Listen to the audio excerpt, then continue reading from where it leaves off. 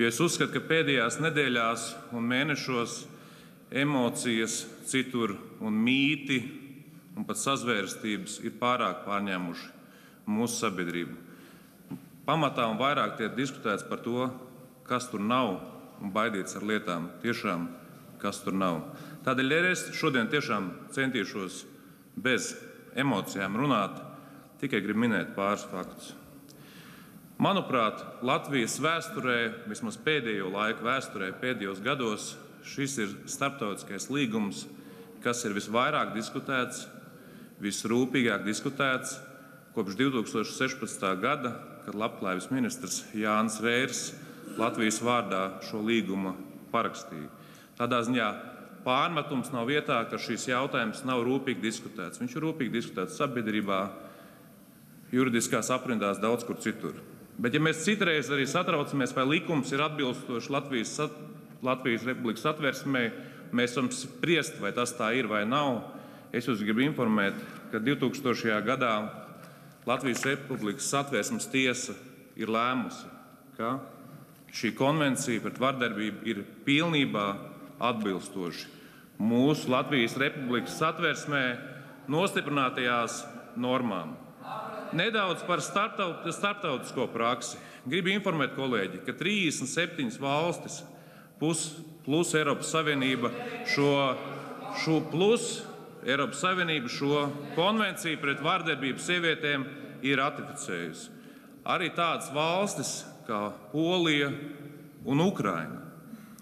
Kolēģi, šīs valstis, kas šo konvenciju ir ratificējuši, ir ļoti dažādas politiskas, gan centriskas, sociāldemokrātiskas, konservatīvas, labējas.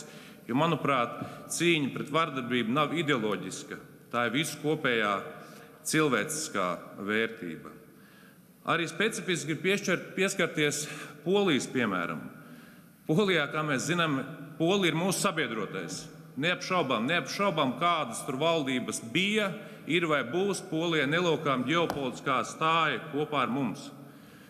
Polija šo ir ratificējusi, un arī iepriekšējā valdība nav mēģinājusi no viņas kādā atkāpties, un Polijā nekas nav noticis tāds, par ko baida šīs konvencijas oponenti.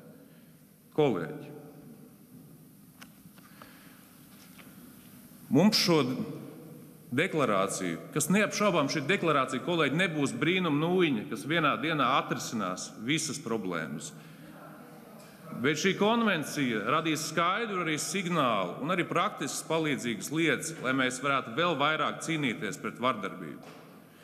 Cīņai pret vardarbību ir jābūt visu mūsu kopējam mērķim.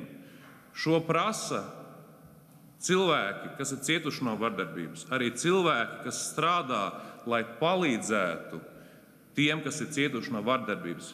Viņi skaidri pauž, ka šis viņiem palīdzēs. Skaidrs, ka šī nav brīnuma nūjiņa. Skaidrs, ka mums pašiem būs jādara vēl daudzi citi mājas darbi. Bet arī šis ir ļoti būtisks solis, lai ietu uz priekšu cīņā pret vardarbību. Vardarbība jebkādā formā nav pieļaujama.